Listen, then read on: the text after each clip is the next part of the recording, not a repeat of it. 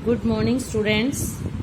कल हमने चैप्टर 11 की रीडिंग कंप्लीट कर ली थी। आज हम इसके क्वेश्चन आंसर करेंगे। क्वेश्चन नंबर 1, ब्रजभूमि के प्रति कवि का प्रेम किन किन रूपों में अभिव्यक्त हुआ है। जो पहला सवैया है उसमें जो रसखान जी ने जो वर्णन किया है वो सारा उनका ब्रज के प्रति प्रेम व्यक्त हुआ है।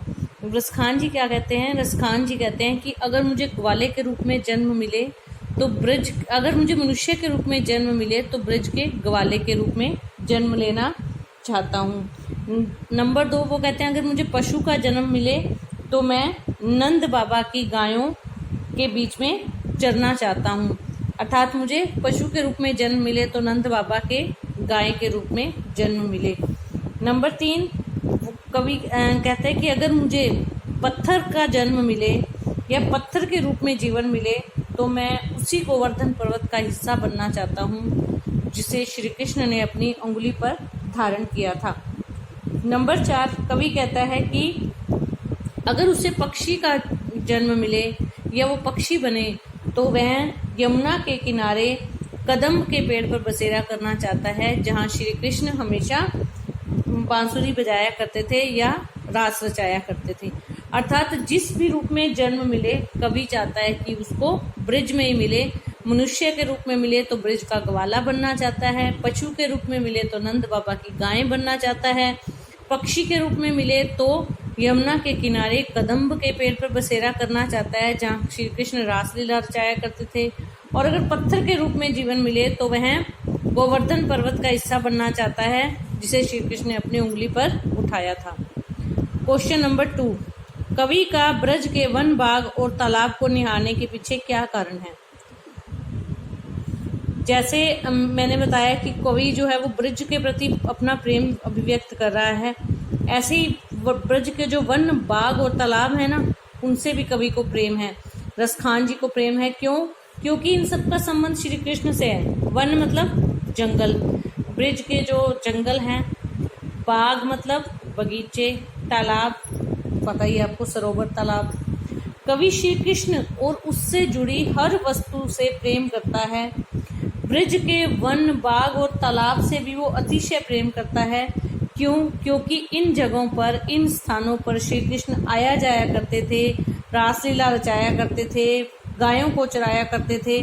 तो इसलिए कवि इन सारी चीज़ों से कृष्ण का जुड़ाव महसूस करता है और कृष्ण के जुड़े होने की वजह से वह इन सभी चीज़ों को निहारना चाहता है। निहारना मतलब देखना। कवि श्री कृष्ण से बहुत प्रेम करता है। अगाध, अगाध मतलब जिसका कोई छोर ना हो, इतना गहरा। कवि का ब्रज श्री कृष्ण से अगाध प्रेम करता है और श्री कृष्ण से जुड़ी हर वस्तु से प्रेम करता है।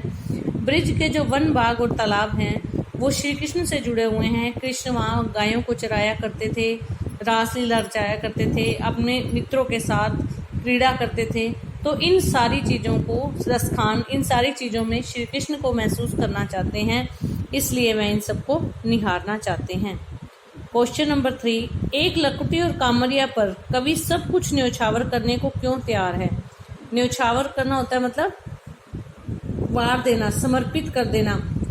कि लकुटी और कामरिया, एक लकड़ी और कंबल, एक साथ, एक लकड़ी और एक कंबल के लिए सब कुछ, तीनों लोगों का राज्य तक त्यागने को तैयार है। कौन सी लकड़ी और कंबल के लिए? श्री कृष्ण की लकड़ी और कंबल के लिए। कोई सामान्य लकड़ी और कंबल के लिए नहीं। कवि जो है वो श्री कृष्ण की लकड़ी और कंबल पाने के लिए अपना सब कुछ न्यौछावर करने को तैयार है, क्योंकि वही चीज आ जाएगी कि कवि जो है वो श्री कृष्ण से बहुत प्रेम करता है और वह श्री कृष्ण का अनन्य भक्त है। श्री कृष्ण जब गाय चराने के लिए जाते थे तो इस लकड़ी और इस कंबल को अपने साथ लेकर जाते थे, इसलिए ये साधारण लकड़ी या कंबल नहीं है। इस लकड़ी और कंबल के लिए कवि सब कुछ न्यौछावर कर सकता है। नंबर 4, क्वेश्चन नंबर 4, सखी ने गोपी से कृष्ण का कैसा रूप धारण करने का आग्रह किया था, उसे अपने शब्दों में वर्णन कीजिए। सखी ने गोपी को से वैसा ही रूप धारण करने के लिए कहा था जैसा श्री कृष्ण का रूप था। गोपी सखी से वह सब कुछ धारण करने के लिए कहती है जो श्री कृष्ण धारण किया करते थे। मैं गोपी सखी को कहती है कि सिर पर मोर का पंख और गले में कुंजों की माला, तन पर पीले वस्त्र तथा हाथ में लकड़ी लेकर वन वन गाय चराने जाएगी, लेकिन श्री कृष्ण की मुरली को वह अपने होठों पर नहीं रखेगी। Question number 5, 4, 5, 6, 7, 8, 9। ओके, 5 कर लेते हैं हम आज, बाकी कल करेंगे। क्वेश्चन नंबर 5, आपके विचार से कवि पशु, पक्षी और पहाड़ के रूप में भी कृष्ण का सानिध्य क्यों प्राप्त करना चाहता है? सानिध्य होता है साथ। कवि पशु के रूप में भी ब्रज में जन्म लेना चाहता है, मनुष्य के रूप में भी, पत्थर के रूप में भी। तो कहते हैं ऐसा क्यों? कवि पशु, पक्षी, पहाड़ के रूप, पत्थर के रूप में भी श्री कृष्ण का सानिध्य इसलिए पाना जाता है क्योंकि वह श्री कृष्ण का अनन्य भक्त है। अनन्य होता है जिसके लिए कोई अन्य नहीं है। वह हर जन्म में, हर रूप में अपने इष्ट देव श्री कृष्ण का सामीप्य पाना चाहता है। सामीप्य होता है समीपता, नजदीकी, सानिध्य, साथ। वह ब्रजभूमि के पशु, पक्षी और पहाड़ में भी श्री कृष्ण की निकटता महसूस करता है। उसे लगता है कि इन वस्तुओं में भी श्री कृष्ण का सानिध्य पाने में उसका जन्म सार्थक हो जाएगा। उसको यह है कि अगर श्री कृष्ण का साथ नहीं मिल पा रहा तो कम से कम इन चीज़ों का ही साथ मिल जाए, क्योंकि इन चीज़ों के अंदर भी वो श्री कृष्ण का सामीप्य महसूस करते हैं।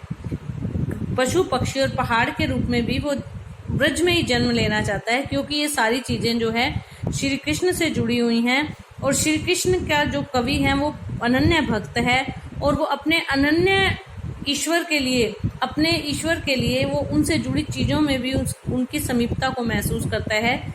इसलिए वो कवि पशु, पक्षी और पहाड़ के रूप में भी श्री कृष्ण का सानिध्य पाना चाहता है।